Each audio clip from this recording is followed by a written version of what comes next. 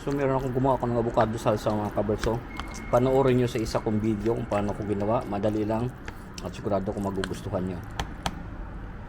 So ngayon mga kabers ay gagawa tayo ng avocado salsa. So pakita ko sa inyo. So meron tayo ditong, baba natin camera, meron tayo ditong fresh chili, onion, tapos syempre avocado. Yan, meron tayong 7 avocado rito. So unahin na naman gawin ay itong onion. Yan muna natin hiwain mga kabers, itong onion. Ito muna.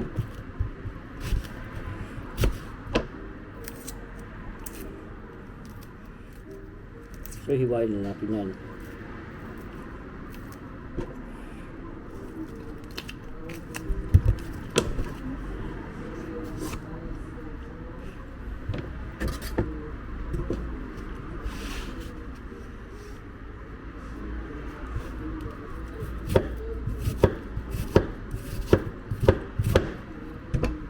Masyado makapal.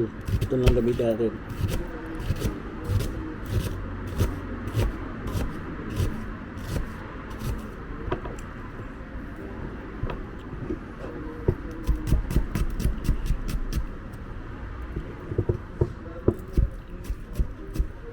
So i-chop nyo lang naman ninipis itong itong onion.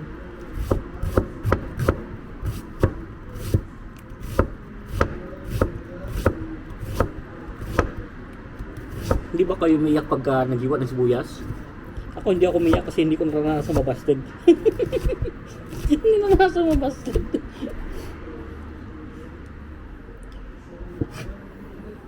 Ayan. So ilalagay natin sa ating container.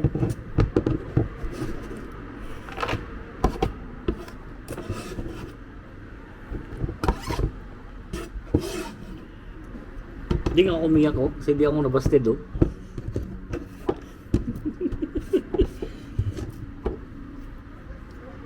So lalagyan natin to ng vinegar. Kuha tayong vinegar.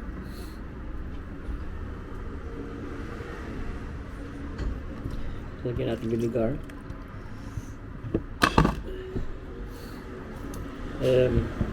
Black pepper, tantahin nyo lang. At isang teaspoon na salt. Isang teaspoon na salt.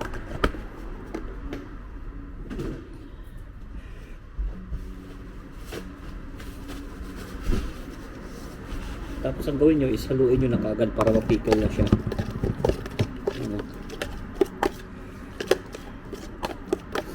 And then isusunod natin tong ating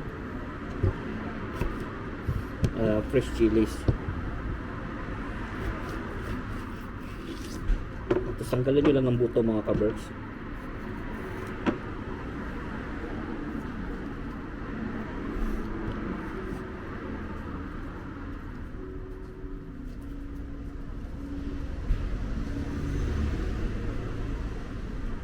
Tapos ganun din, hiwain nyo lang naman ninipis. Ganyan lang ginagawa ko. Pero pag wala kayong fresh chili, pwede naman kayong gumamit ng chili flakes, chili powder. Nasa inyo kung anong yung gusto nyong ilagay.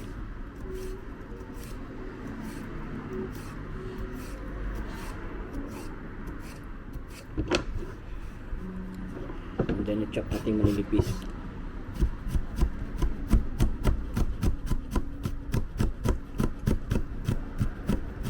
Napakadali nitong na to mga kabers. Napakadali itong gawin itong na to. Itong salsa at masarap. Magugustuhan nyo to.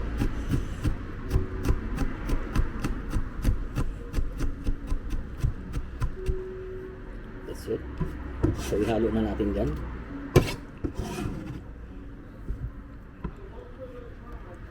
Siyempre haluin din natin.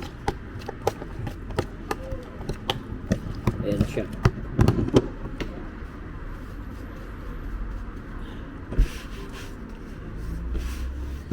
Tapos syempre avocado salsa yan. So yung avocado na.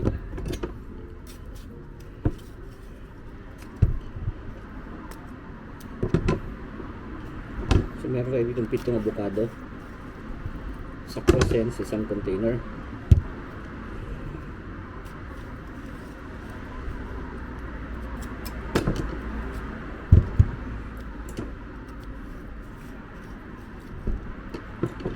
So mga ganito mga kabers, ayaw ni bossing to. Tapon ko na yan.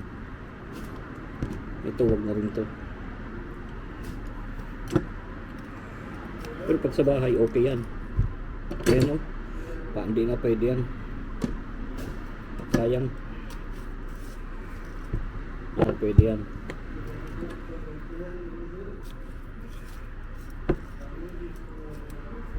So yan. 1, 2, 3, 4.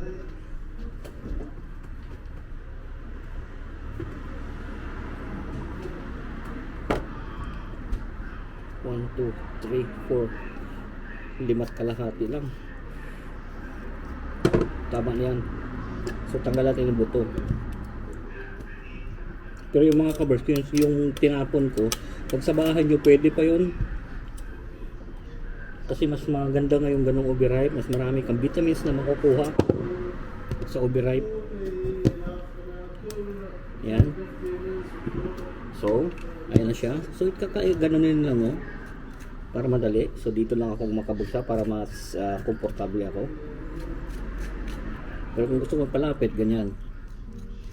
Pero pakita ko mas maganda, komportable ako ganito. Baka masugatan pa ako pag nilapit ko sa inyo.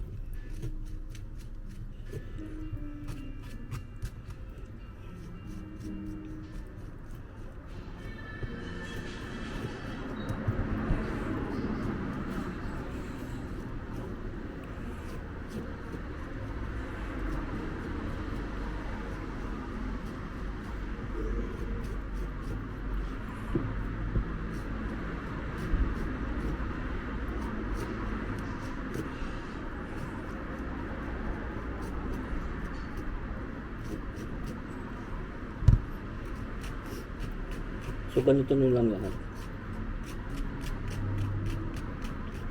Madali lang naman para mas maganda.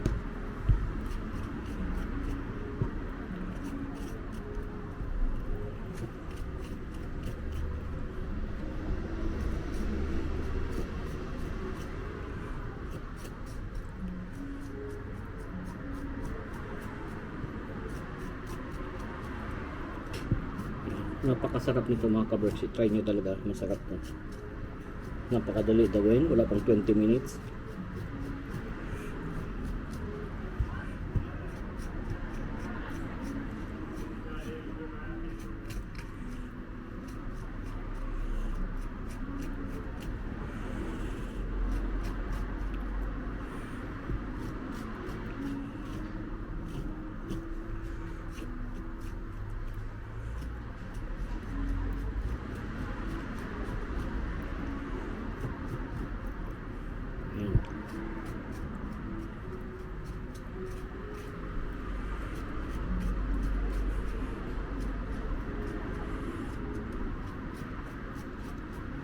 So that's it.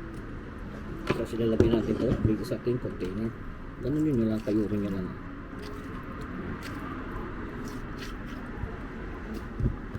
Ganun lang mga kabers.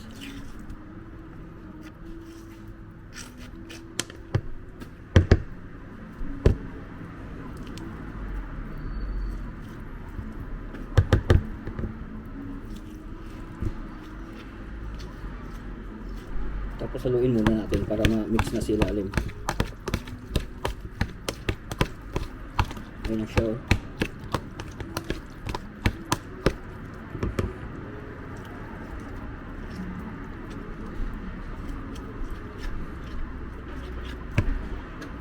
Pwede nyo namang i-diretso na hindi na ganunin. Tapos i-mash nyo na lang. Pero madali lang naman eh, mag-slice-slice eh.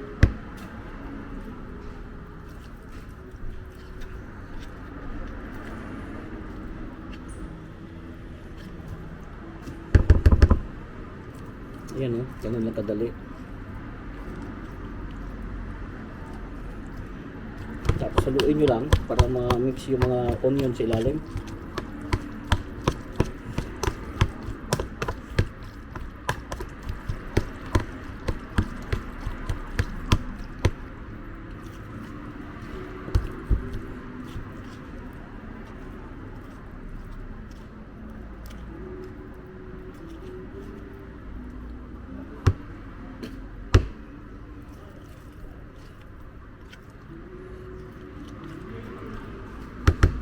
Ganun lang mga kabarks, napakasimple nito.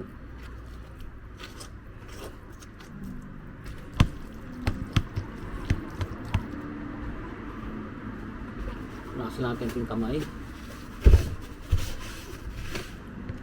At continuous lang natin yung paghalo.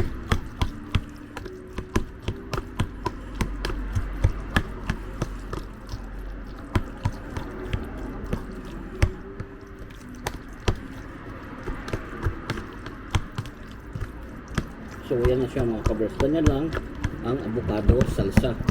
I-try nyo gawin sa bahay. Madaling gawin. Napakasarap. What taco, manager? Fresh? Yeah, salsa fresh. I throw the other one. This is like been a week. We got enough stuff. I will not a lot. Maybe someday we'll make more because it's gonna be not crunchy if it takes two. It has to get one bucket there, one container. Give her. She eats taco, no? So do you want some tacos? She's fine. Fresh salsa you made. Manager, just chew. Yeah, cheers. Alright. So busogin na lang ating manager mga kaberks. So ganun lang yung salsa, gawin nyo talaga sa bahay. Napakasarap nito, napakasimpleng gawin. At pretty sure magugustuhan nyo. So lagi yung sinasabi nyo, keep us all safe. God bless us all. Magandang buhay. Thank you for watching.